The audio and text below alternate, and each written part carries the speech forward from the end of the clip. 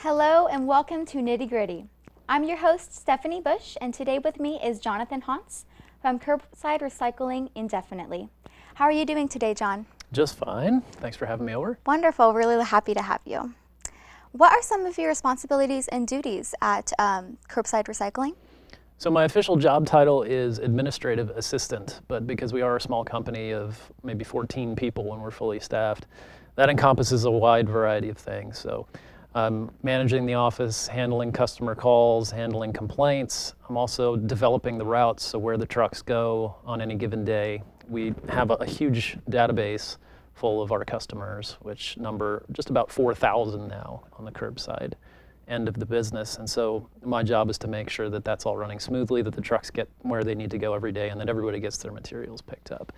In addition to that, there's website maintenance, there's also promotional materials to develop, operating procedures, that sort of thing. So it's a whole mess of things. It's whatever they need me to do on any given day. That's what I end up doing. So. Okay, so you just kind of touch into everything as far as, do you have like, you say some things about like website design and things like that, you said? Yeah, and it's not limited to just office things either. If I need to go outside and help with the morning sort, so we do have a facility where we sort materials into different categories so that we can sell them. I'll be out there on the machines helping the guys out.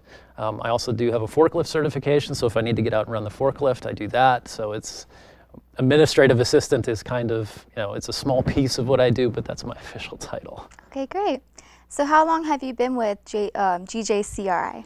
Just since March, so a little over 6 or 7 months now. Okay, what does GJ CRI provide to the community, essentially?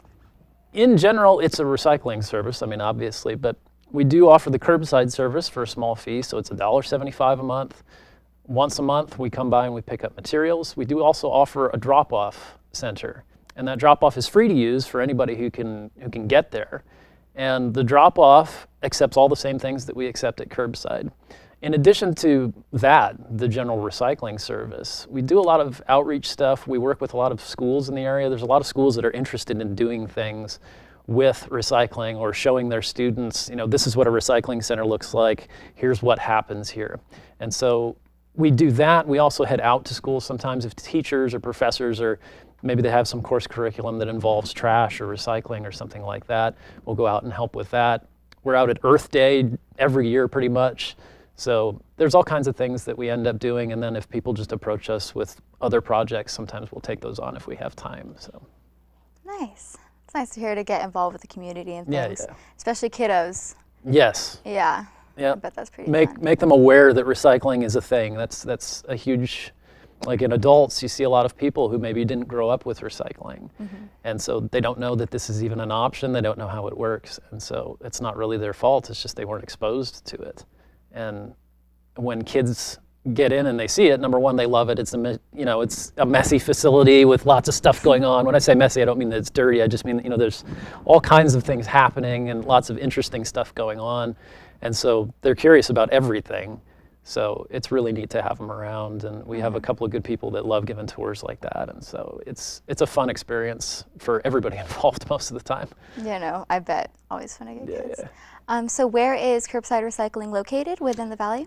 So we're just on the kind of west-southwest side of town. We're over by Riverside Parkway and Broadway. So there's a city shops complex in there, and we're in that facility. So kind of an interesting fact about curbside recycling is that we actually repurposed the building that we use for our operations.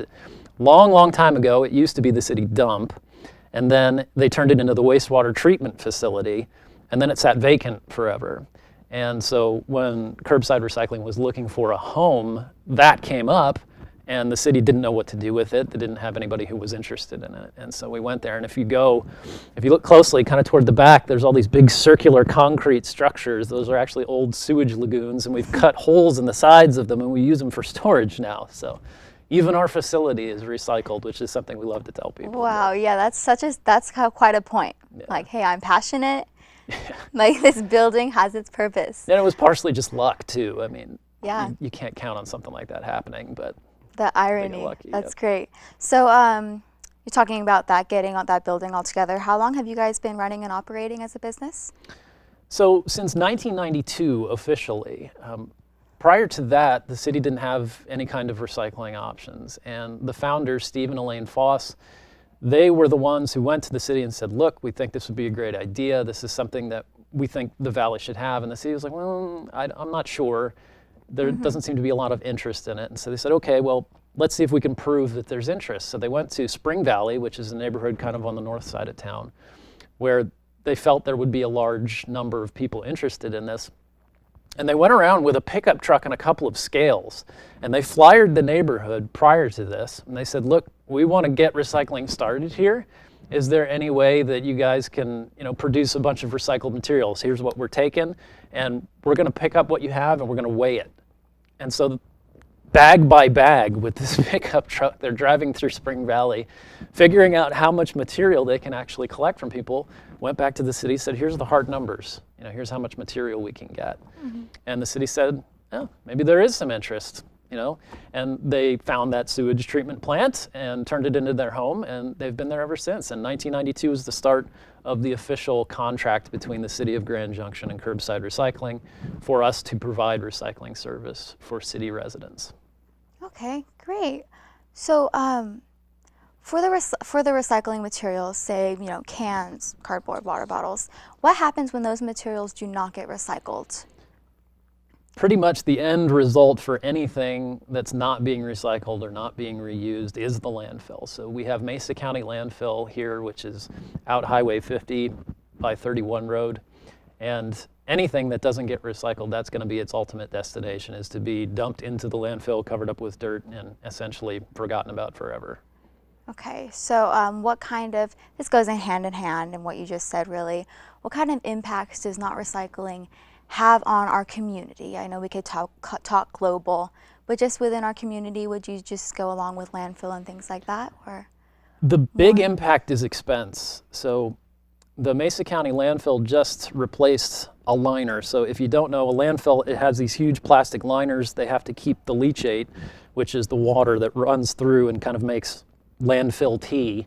They have to keep that material from getting into our water supply, and they have to monitor what comes out of it.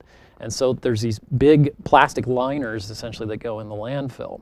And as soon as you fill up the landfill, you got to put down some liner, you've got to kind of roll it out, spread it out, put more stuff on top, so it's kind of like a giant layer cake. Also, if you want to expand the landfill, it's kind of the same process. They expanded it by 4 acres, which isn't a whole heck of a lot, but it cost them over $1 million. So the slower we can fill up the landfill, the better, because it's enormously expensive to keep dumping things into the landfill. And also the local area around the landfill, they have giant fences for the wind out there to keep trash from blowing all over the place, but that's another sort of local impact of the landfill. So really with recycling, it's a matter of slowing down that process of the landfill becoming outdated and filling up.